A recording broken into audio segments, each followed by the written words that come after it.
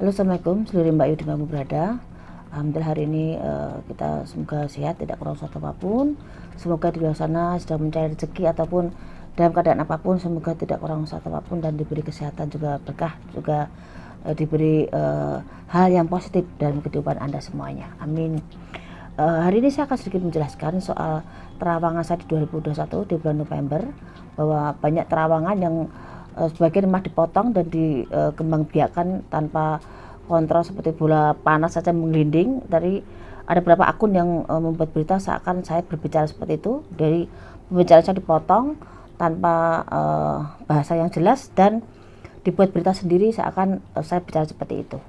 Jadi di 21 November 2020 saya sempat menerawang ada beberapa pesawat, dan pesawat itu memang ada yang warna merah. Waktu itu pertama di bulan Desember terakhir terawangan saya ada pesawat Lion yang merah terpeleset di bandara di Lampung.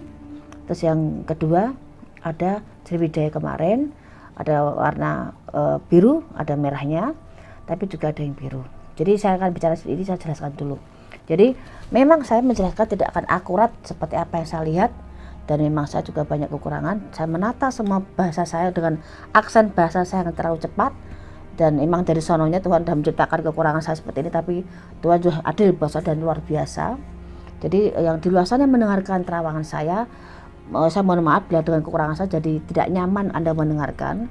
Tapi pada jelasnya saya menjelaskan di situ bahwa pesawat merah akan saya kelabui dengan warna merah, dan maksud saya tidak menunjuk huruf ataupun inisial pesawat, agar semua terasa nyaman, dan ini hanya untuk kita satu sama lain memperhatikan, mendoakan, dan ayo bersikap baik dan baik meminta ampun sama yang di atas. Semoga jalan keluar kehidupan kita lebih baik lagi.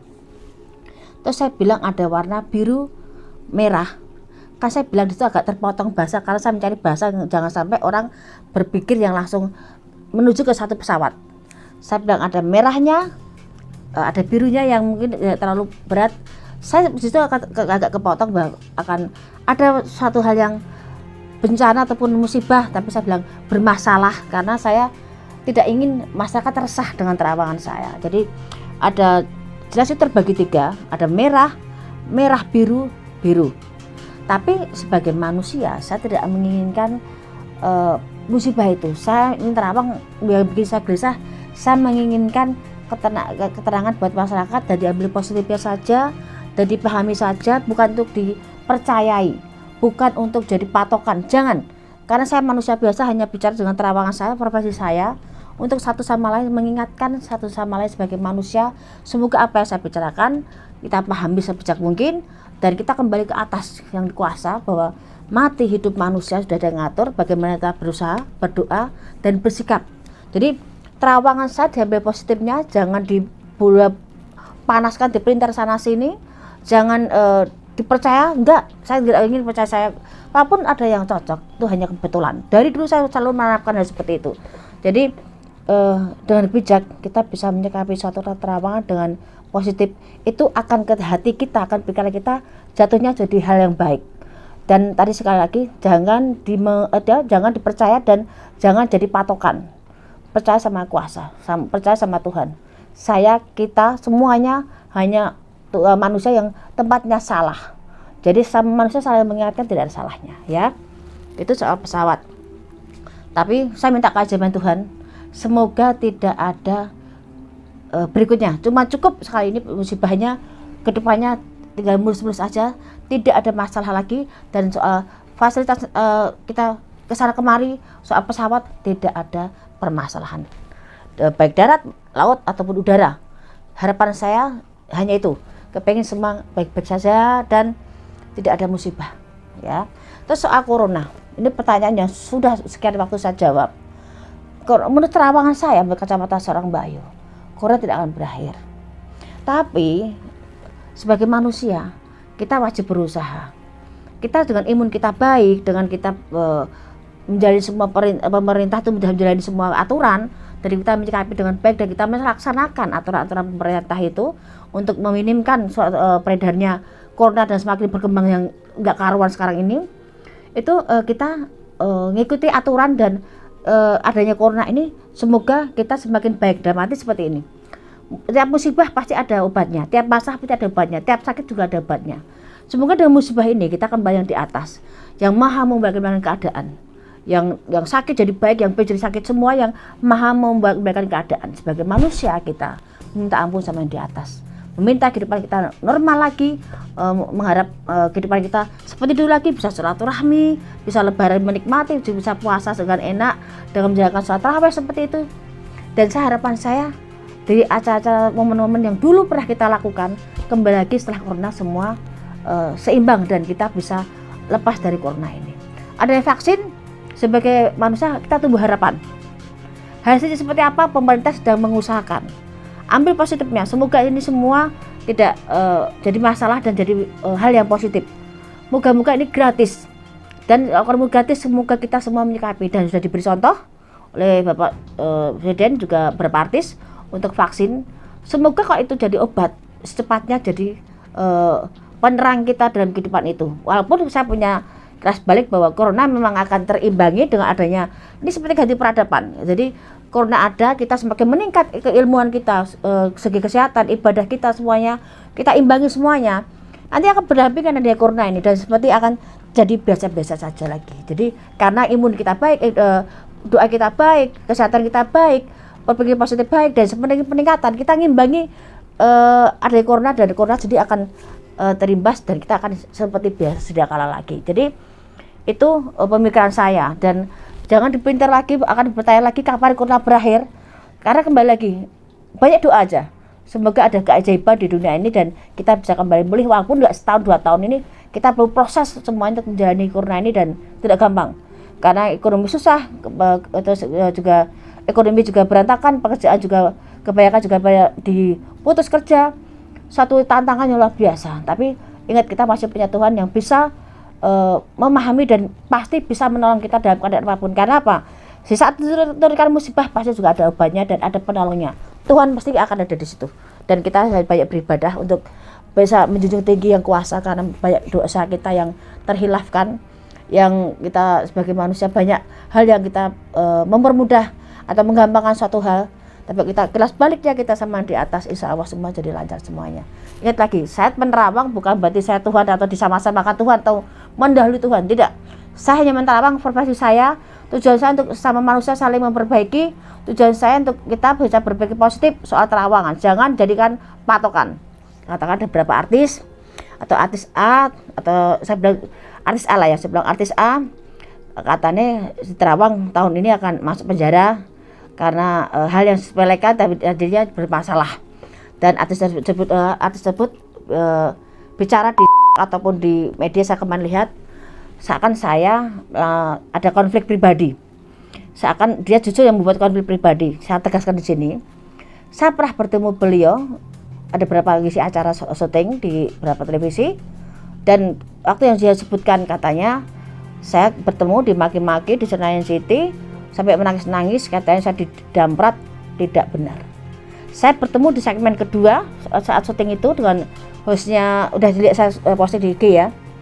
Itu saya hanya bertemu di segmen kedua dan sampai selesai kita bicara ringan, kita bicara hal-hal yang untuk kepentingan di syuting itu, dan setelah itu kita foto bareng semua rame-rame, dan setelah itu kita pulang. Jadi nggak ada bahasa damprat-dampratan. Dan kalau di pelintir sana sini saya tidak tahu. Yang jelas saya posting kemarin di IG untuk mengklarifikasi bahwa saya tidak pernah membuat bermusuhan dengan orang, ataupun kalau saya pun menerawang karena saya punya masalah pribadi dengan seseorang itu, tidak ada. Saya menerawang hanya besar apa yang saya lihat.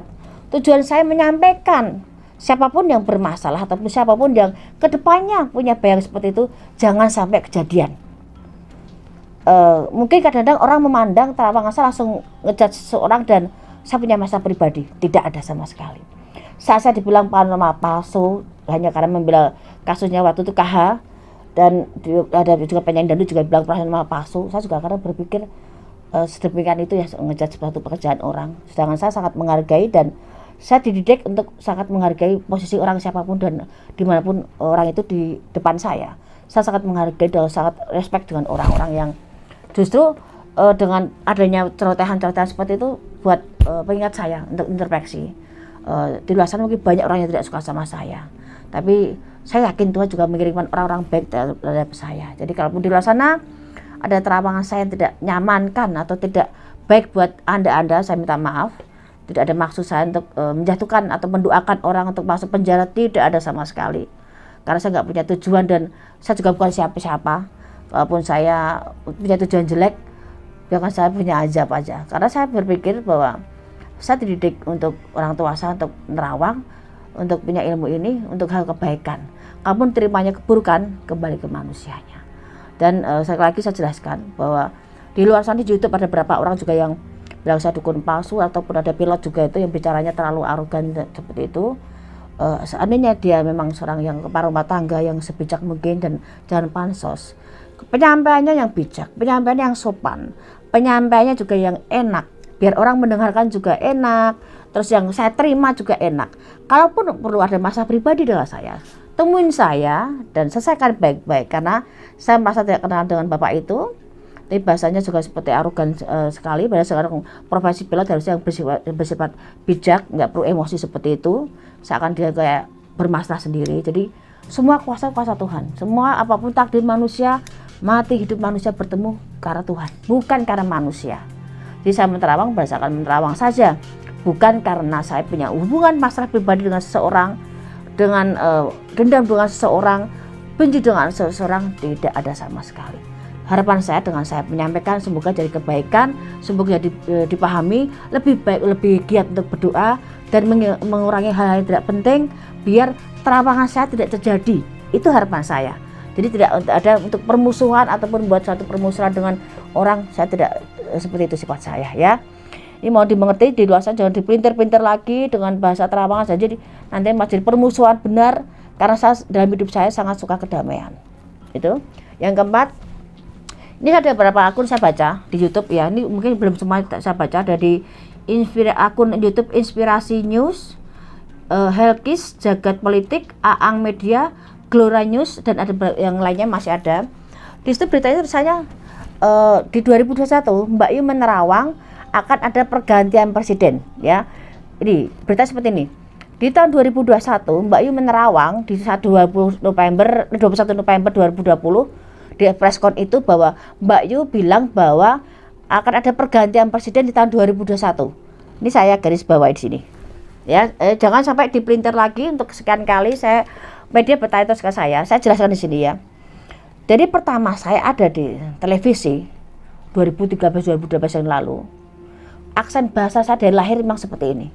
Saya orang yang ngomong cepet, aksennya gantung dan tidak jelas, tapi saya punya maksud agar apa yang semaksimal mungkin saya sampaikan semoga dimengerti dan dipahami, tapi berpikir positif. Yang saya maksud di preskon 2020 itu bahwa di tahun mendatang pergantian presiden di 2024 itu akan ada pergantian presiden, bukan presiden sekarang, bukan 2021, tapi di saat nanti pergantian presiden nanti di tahun 2024 akan ada ganti presiden, bukan 2021 ganti presiden ya. Dan akan ada perubahan reshuffle kabinet. Saya bilang di 2020 bahwa di 2021 akan ada politik memanas dan ada pergantian reshuffle kabinet, ada beberapa menteri diganti. Ada saya jelaskan juga di beberapa media juga bahwa itu bukan seperti itu maksudnya. Pergantian presiden di tahunnya nanti di 2024 nanti, bukan 2021. Cuman kalau di 2021 memang ada politik memanas dan ada perubahan dari reshuffle kabinet ya. Jadi di berita-berita di sana saya minta maaf, minta tolong. Jadi jangan dipenggal, jangan dipotong berita saya. Dan kalaupun mau wawancara datang aja ke rumah, biar saya jelaskan tanpa harus memotong berita hanya untuk mencari follower, tapi menjatuhkan saya ataupun membuat berita ini untuk kesekian kali. Dulu juga ada kasusnya Kang Teddy. Saya tidak bicara peci bertuah, tapi dipelintir baru berupa. Akhirnya saya ketemu orangnya yang ngomong tuh paranormal lain, tapi saya kena getahnya. Saya hanya ngomong peci kalau dibuka religiusnya berkurang, jadi pecinya bertuah, dan saya yang kena imbasnya itu dari sekian berita yang kadang-kadang orang buat akun, buat berita dan mencari sensasi tapi menjatuhkan saya. Tapi itulah kehidupan. Baik yang suka, yang senang, nyaman tidaknya dengan berita saya hormati apapun itu Anda semuanya, tapi tolong jangan merubah ataupun yang tahu pikiran saya sama Tuhan. Bagaimana saya menyampaikan dengan kekurangan saya, tapi maksudnya tidak seperti itu. Jadi tolong diperhatikan, jangan sampai dipelintir-pelintir jadinya rancu, jadinya tidak seperti sesuai terawangan saya yang niatnya baik jadi tidak baik, ya. Itu ada beberapa pesan yang saya sampaikan, dan sekali lagi saya jelaskan di sini bahwa menyikapi terawangan saya dengan positif, dengan sebijak mungkin. Saya banyak kekurangan. Saya pekerjaan saya penerawang. Kalaupun banyak cara bilangnya musik, bilang bahasa yang tidak baik, saya yang menginginkan saya mati, apapun doa Anda, Tuhan yang lebih tahu dan lebih mengamini yang perlu diamini. Jadi saya hanya menerawang. Urusan agama, urusan kepercayaan saya sama Tuhan. Setiap manusia punya kepercayaan sendiri-sendiri. Setiap manusia punya agama sendiri-sendiri. Tujuannya sama yang di atas. Jadi sama manusia bicara dengan bijak. Cara penyampaiannya juga yang punya etika. Disitulah Anda terlihat cerminan Anda sendiri dalam penyampaian satu masalah. Karena disitu ada yang arogan, ada yang memaksakan kehendaknya harus seperti ini. Saya terima kok masukan Anda semuanya. Karena itu satu hal yang harus saya pegang dalam arti hal positif akan saya cerna. Tapi kita juga menghargai pekerjaan masing-masing orang tanpa menjatuhkan orang, tanpa mendoakan jelek sama orang. Biarkan itu urusan dia dengan Tuhan, bukan kita yang menghakimi masyarakat atau menghakimi seseorang itu. Ya, jadi terawangan saya jangan dipercaya, terawangan saya jangan dipegang, terawangan saya jangan jadi patokan. Tapi cukup dimengerti, dipahami, dicerna dengan positif, dan ini kita kembali apa? Di atas. Dengan terawangan saya, ayo sebagai manusia kita getol, banyak doa lagi, lebih diperketat lagi doanya, banyak istighfar, banyak mohon ampun zaman di atas. Kita satu sama lain saling mengingatkan, saling mendoakan, dan dipikir positif bagaimana saya berbicara, bukan untuk dipahami sejelimet mungkin enggak.